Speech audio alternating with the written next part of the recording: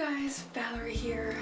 Today I'm going to be discussing a fragrance called Jackal by Goest Perfumes.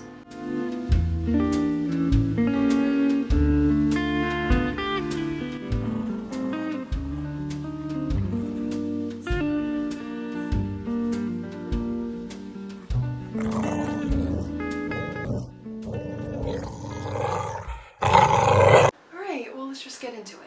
So Goest Perfumes is a brand that is known for creating really unique, striking fragrances, mostly unisex. There are already a ton of fragrance brands out there that claim to be unique or standouts or memorable in some way.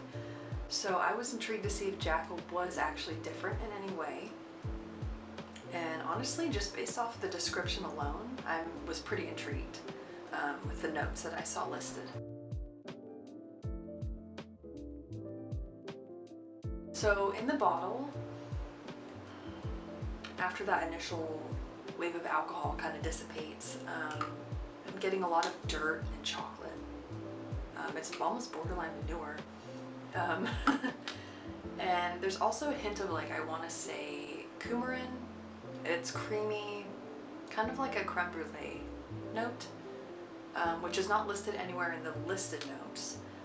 But yeah, it's very, I don't know, I'm getting creme brulee. It's very creamy, vanilla, custardy, but it's very subtle. It's definitely overpowered by that chocolate, dirt, manure, whatever you want to call it.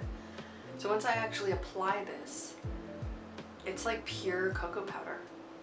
Like it's like uncanny. Yeah, it's uncanny. It's cocoa powder. There's a lot of sweetness too. I think this is where that creme brulee ambiguous note comes back. You know, that burnt sugar layer. But the chocolate itself does not smell sweet. It's separate from the chocolate. It's not like a candy bar. It's cocoa powder, or it's baking chocolate. It's very bitter, powdery. And then after about 10 minutes on the skin, that gourmandy quality starts to go away. And now it's like I'm like sitting in front of a bonfire. The smokiness just comes back. I really think that smokiness just serves to amplify the warmth in this fragrance. Also, I've heard some people mention like a patchouli note that they're getting. I personally am not picking up on that, but I see where people are coming from, because patchouli is it's dirty and sweet. And Jackal is literally dirty and sweet, but in a very different way. I feel like patchouli has this herbal, almost creosote kind of note. That's not what's happening with Jackal at all. This is more like if you are a cowboy who is sitting in front of a bonfire in the middle of a desert in his tobacco field, drinking a mocha at the same time. I don't know, the chocolate's very central. This is a predominantly chocolate fragrance. And all these other notes, I think they just really prop up the cocoa. Longevity, I think this lasted about 3 hours on my skin. Sillage was actually pretty low, which surprised me, because most fragrances like Jackal that label themselves as dark, fast, in this case animalic, they tend to have a very big throw.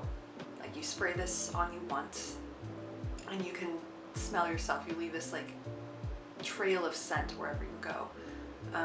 That is not what's happening with Jackal at all. It's very intimate, and it sits super close to the skin. So yeah, that really surprised me. And in my opinion, that just makes it that much more wearable. Yeah, when it comes to producing emotional, striking fragrances that really leave an impression on the wearer, I think that Goest is doing an excellent job at that.